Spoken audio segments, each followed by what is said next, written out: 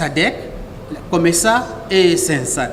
Ça, ce sont les 8 communautés économiques qui sont reconnues par l'Union africaine. Cela ne veut pas dire que ces communautés ont une performance qui est toujours celle que l'Union africaine aurait attendue d'elle. Il y a un autre obstacle majeur au processus de l'intégration en Afrique, c'est le chevauchement, la multiple appartenance des pays à diverses communautés économiques régionales. Comme vous le voyez sur le diagramme, et j'espère que vous avez des yeux meilleurs que les miens, au moins j'ai la chance d'avoir l'ordinateur devant moi, comme ça se voit là-bas, vous avez la répartition par selon le nombre d'appartenances, montre que 50 pays, sur les 54 pays africains, appartiennent à au moins 2 communautés économiques régionales. Certains se tapent même 4 communautés. Il y a 4 pays qui appartiennent à 4 communautés économiques régionales, 23 qui appartiennent à 3 communautés et 23 qui appartiennent à 2 communautés. Vous verrez le chiffre 0. C'est le cas du Soudan du Sud. Et comme nous avons la chance d'avoir un représentant du Soudan du Sud ici, je voudrais bien qu'il confirme que jusqu'ici, le Soudan du Sud est encore de faire des efforts pour rejoindre une communauté économique régionale. Un autre problème majeur au processus d'intégration en Afrique, c'est ce problème dont on parle tout le temps, celui du libre mouvement des personnes, des capitaux, des biens et des services. C'est encore un problème en Afrique. Et autre problème majeur, c'est celui justement du financement. Et on vient de traiter ce matin justement des capacités pour la mobilisation des ressources intérieures. Les communautés économiques africaines peinent encore, les pays africains peinent encore à contribuer comme il se doit dans les communautés auxquelles ils appartiennent. Maintenant, quelles sont les priorités en matière de renforcement des capacités? Nous avons posé la question à toutes les communautés que nous avons visitées. Nous leur avons demandé de nous indiquer quelles sont leurs priorités en matière de renforcement des capacités dans ces 3 dimensions, à savoir la dimension institutionnelle, la dimension organisationnelle et la dimension individuelle. Pour ce qui est de la dimension institutionnelle, ils ont dit que leur priorité, top priorité, serait dans la politique budgétaire, fiscal policy. Comme vous le voyez ici, 87,5% des communautés interrogées ont dit si vous devez nous renforcer nos capacités institutionnelles, appuyez-nous surtout dans la mise en place des politiques budgétaires. Il y a aussi, bien sûr, l'élaboration des programmes de renforcement des capacités qui est revenue. Pour ce qui est des capacités organisationnelles, ici, c'est les marchés financiers et puis, une fois de plus, la politique budgétaire. Enfin, pour ce qui est des capacités individuelles, ils ont dit notre priorité serait d'abord le commerce, puis suivrait bien sûr le libre mouvement des personnes, mais aussi ils ont cité au rang de leurs préoccupations l'agriculture et la sécurité alimentaire. Maintenant, pour ce qui est du cas de la CEDEAO, dans lequel nous nous trouvons actuellement, la CBF a jusqu'ici apporté un appui au renforcement des capacités au sein de la CEDEAO. Je vais citer 2 projets. Le projet TNCB, qui renforçait les capacités de la CEDEAO en matière de négociation commerciale, et l'autre projet qui s'appelle EPAO, qui est logé à Abuja, qui a pour objectif de renforcer les capacités macroéconomiques d'une direction là-bas.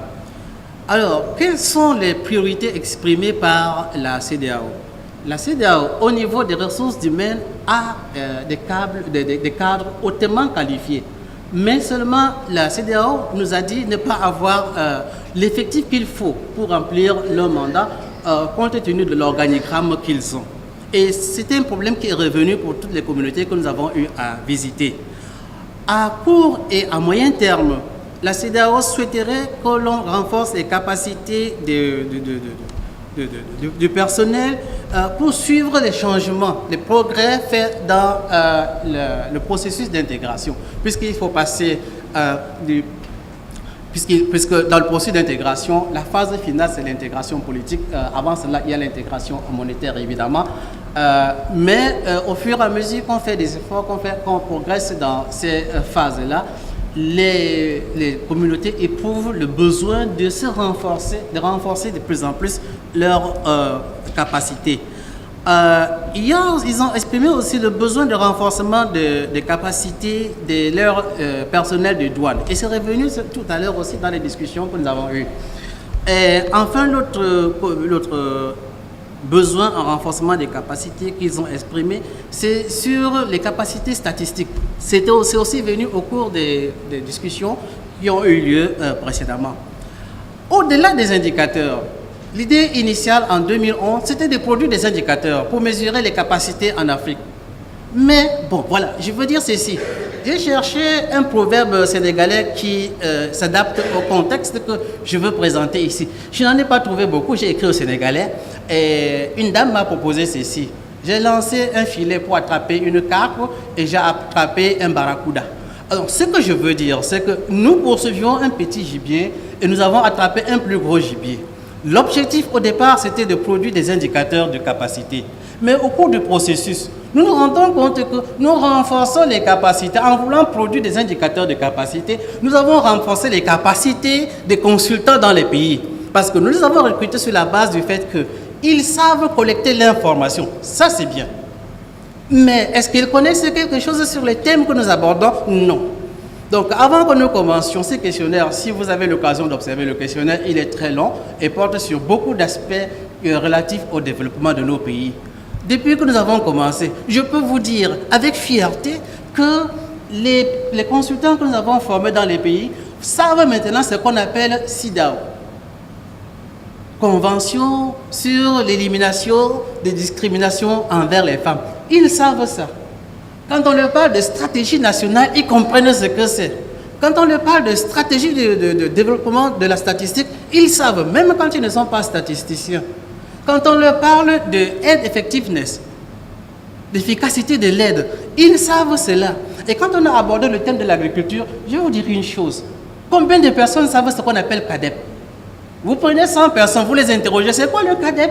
Ils ne sauront pas. Et pourtant, nos chefs d'État en 1980 sont allés à Maputo s'asseoir pour discuter de l'avenir de l'agriculture qui est très importante en Afrique. Mais interroger les personnes, demandez-leur ce que c'est que le CADEP, ils ne sauront pas. Donc, nous sommes fiers de vous dire qu'au cours de cette formation, depuis que nous avons commencé en 2011, nous avons renforcé leur capacité sur le problème du CADEP. Maintenant, ils sont sensibilisés. On ne pouvait pas trouver mieux que cette façon de sensibiliser non seulement les 44 enquêteurs que nous avons formés, mais aussi les répondants. Parce que quand on vient dans votre pays, chaque année, vous posez une question sur le CADEP, même si vous n'y avez pas réfléchi, vous commencez à y réfléchir.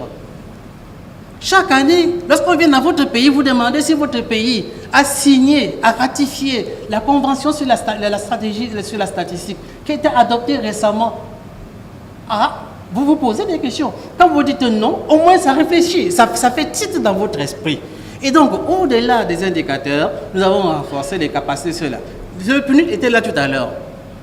La prochaine fois que je viendrai vous demander de nous aider, je vous dirai, au-delà des indicateurs, nous renforçons aussi les capacités de ceux que nous formons pour aller collecter des informations sur le terrain. Nous avons renforcé les capacités de nos think tanks. Jusqu'ici, la relation entre nos think tanks et nous, c'était nous leur donnons de l'argent, ils renforcent les capacités. Mais eux aussi ont besoin de capacités pour renforcer les capacités des autres.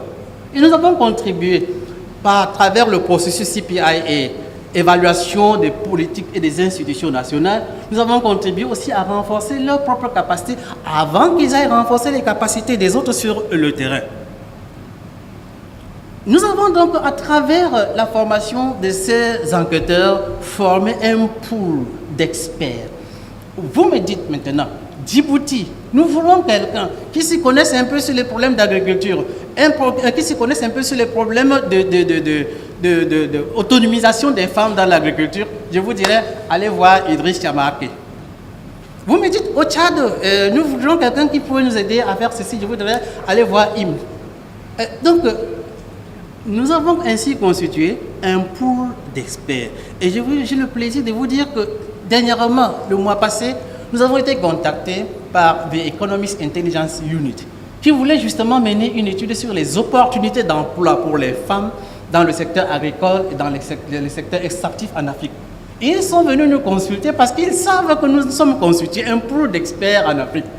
Nous avons, de cette façon-là, non seulement contribué à plus de visibilité de l'ACBF, mais aussi à la visibilité de ceux-là qui sont sur le terrain. Nous avons monté à la Banque mondiale, à l'Economist Intelligence Unit, qu'il y a des expertises en Afrique. D'ailleurs, pour revenir au problème de l'évaluation des politiques et des institutions nationales, nous avons commencé ça. La Banque mondiale le fait, la BAD le fait, la BID le fait.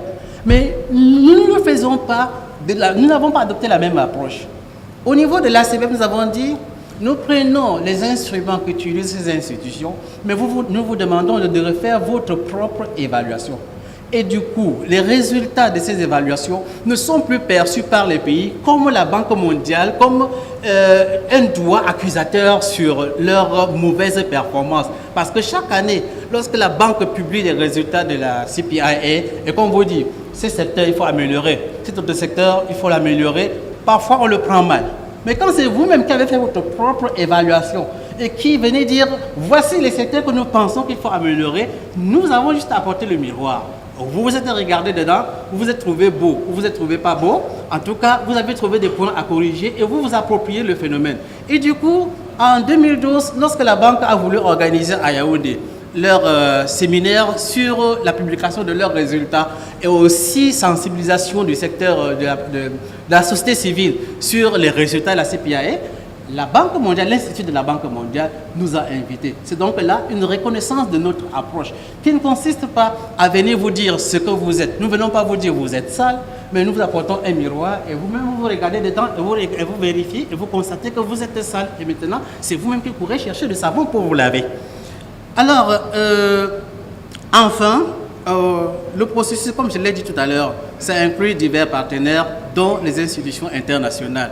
Eh bien, à travers la production des indicateurs, le partenariat que nous avions déjà et qui était bon est devenu plutôt excellent avec ces institutions internationales. Donc le partenariat avec la BAD, le PNUD, la Banque mondiale, le NEPAD, IFPRI, la Fondation Mo Ibrahim, ce partenariat s'est renforcé. C'est pour ça que je disais, au-delà des indicateurs, je poursuivais un petit gibier et j'en ai attrapé un plus gros. Alors, en conclusion, pour ne pas abuser de votre temps, mesdames, messieurs, nous avons tiré des leçons. Une première leçon importante pour nous a été que le partenariat avec les think tanks que nous appuyons s'est trouvé renforcé.